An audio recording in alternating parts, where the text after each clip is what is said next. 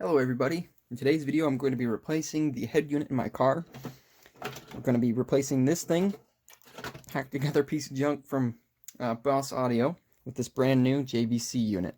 Now, you'll notice these things have one thing in common. That's that they're mechless units. Otherwise, this one's a double din, this one has way more features, and I'll turn them around so you can see. This one has one more set of RCA outs and a microphone port. Now, let's get right into installing this bad boy. Alright, so first things first, here we are. We got to remove the old radio. So, take out ashtray first in these cars. Helps if you move this back, but I can pretty much navigate this trim piece around it. Just pull it out. It's only held in with clips. I've broken mine, as you can see. Getting a new one in the future. And carefully shove that guy out of the way there. And then you can see I'm having so much trouble with this one. This one isn't even bolted in there, so we can just go ahead and yank it out. Unplug it at the back there.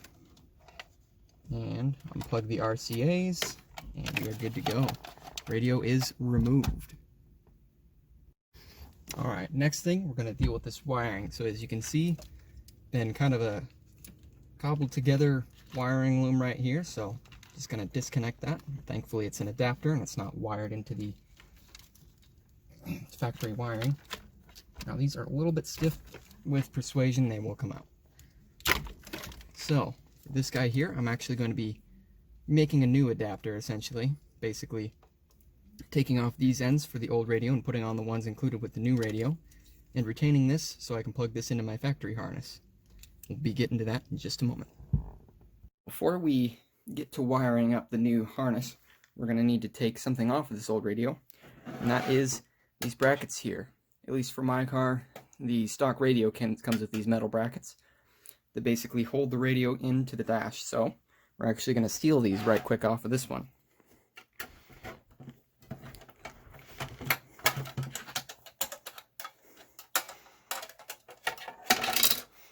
A couple of screws and some electrical tape in this case from whoever did the last install.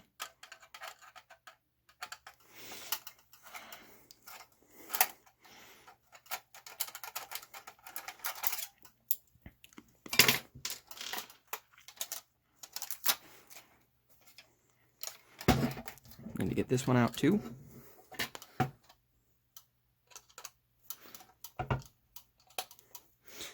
Now, if you don't care about your radio, shouldn't mind dropping it everywhere like I am, but if you plan on selling the radio that you're removing, you might want to be a little more careful with it.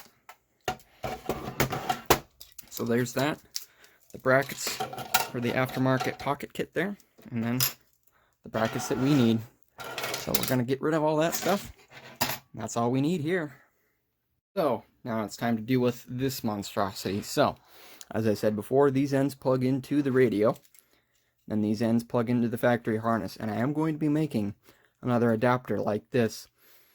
So, first things first, we're going to undo all these wire nuts so we can get to this adapter here. Now you'll see this extra wire hanging off is basically the 12-volt signal wire, and this was teed off of here basically to be a power wire for the aftermarket amplifier that's powering the subwoofer that's in the trunk. So, we'll actually start with this one. One direction or the other. You either break it or, yep, get it off. And it's just a process of eliminating, and I dropped that wire, of course. There it is. And we just keep going through like this until one by one. Eventually we will get down to the one part that we need. Now you can see, this wasn't too bad a job, obviously. There wasn't really any problems with the audio quality before, just the head unit was of rather poor quality in my opinion.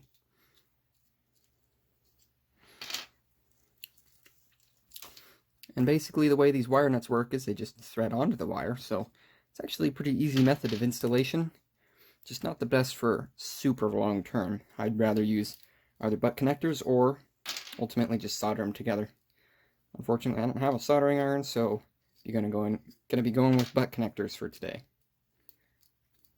And this is the last wire nut. There we go. Now, just gently tug them apart. So there's the rear speakers connector. And then get that guy off there. And that guy.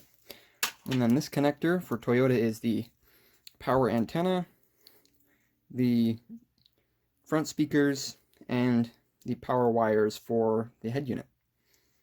Alright, now let's go get the adapter from the new unit and start wiring up a new harness. Now, as you can see, these connectors here have nice exposed copper on the ends. But the new connector for our new unit is not exposed yet. So, if you can, I recommend getting one of these tools right here. Basically, place the wire you want to strip into the jaws, just like that. And you give it a squeeze and boink, strips it perfectly every time. Now I'm going to go through and do that to all of these, and I'll see you again when we're starting to put the butt connectors together. Alright, so here we got the completed connector. You can see all the butt connectors are ready to go in there. Now, I can't stress this enough. Before you do this, make sure you read the freaking manual, dude. Don't just trust that the manufacturers are going to have the same colors for each wire, so you can just match the colors up and away you go. It's not always going to be the case. In this case, that did happen. I got lucky.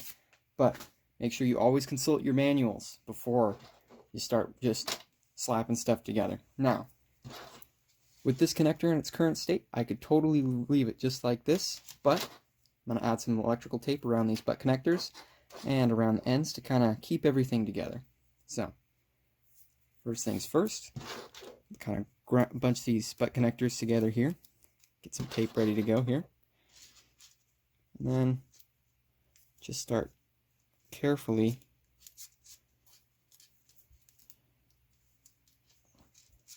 wrapping it around. Now this isn't going to be the prettiest solution, but it is a little bit of added security. Just keep on wrapping it around like that. Make sure you keep it nice and taut. So there we have that. All those butt connectors are together. Then just pull the tape apart forcefully. Looks a little bit better that way. Now, we'll add another one right there to kind of tie those wires together. Again, you want to make sure you get this stuff nice and tight. That way it sticks to itself really good, and it'll hold the wires together. And once again, pull the tape. That's good. And then we'll add, once again, one more here to secure all that together, and we'll be ready to go.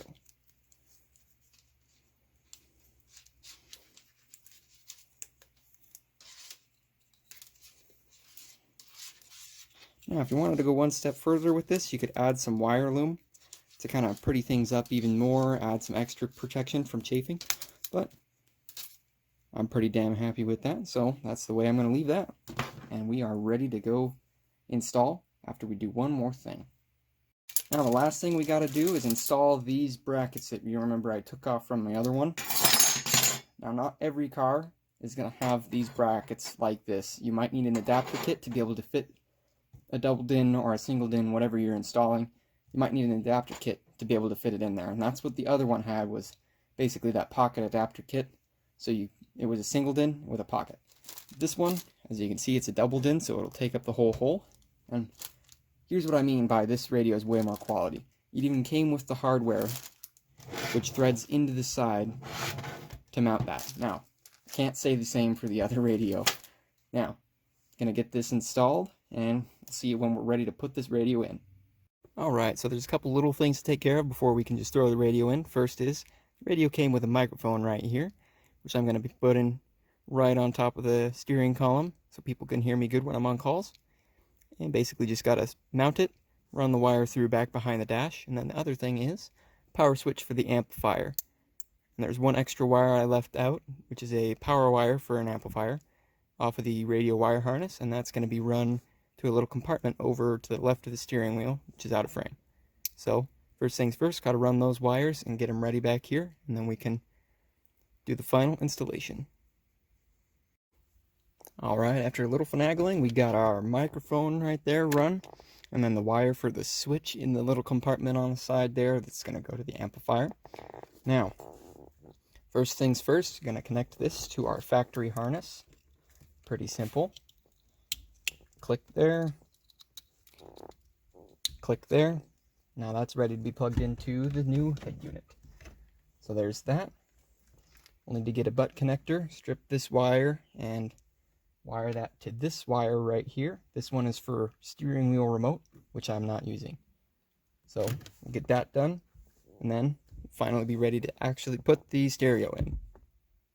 Alright, so with the main connector for the stereo, the RCA cables for the amp, the antenna connector, that microphone, and that last power switch wire run back in the back of the dash, we are finally ready to put this in. And it's as simple as plugging things into the right hole. So first, connect the main connector here. Clicks in. Now we'll do the microphone. Got a little pink port right here. Also, very simple, plugs in. Next up is the RCAs. Now you'll see this radio has 3 sets of RCAs. Since this one's going for a subwoofer, we're going to go ahead and put these connectors into the subwoofer slot at the bottom. And the microphone came undone. Fix that right quick. Make sure that's good. And then the last thing is the antenna for our AM/FM radio. Get that clicked in there, and we are all set to go. Let's carefully watch that the wires are going where they need to go, and they are. Slide that guy in there. Now we're encountering a little clearance issue here.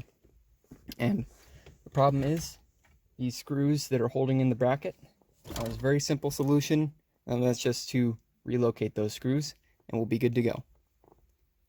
Alright, now with those screws relocated to a hole that actually clears, radio drops right in. All that's left is to bolt it up and put this finished panel back on, and we are ready to blast the tunes, man. Now, fortunately I can't play any music for you, not like it would do any good. Audio quality is not really going to come through on the microphone here, but I can assure you this thing sounds a lot better and is already way easier, way better to use. Now, I can't stress enough, when you cheap out on a head unit for your car, you're going to get what you pay for.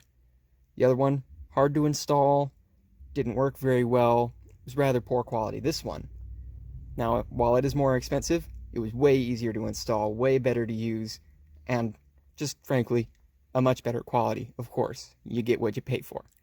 Anyway, that's all I have for you guys today. Thanks for watching. Please consider liking, commenting, and subscribing. Until next time, have a good one.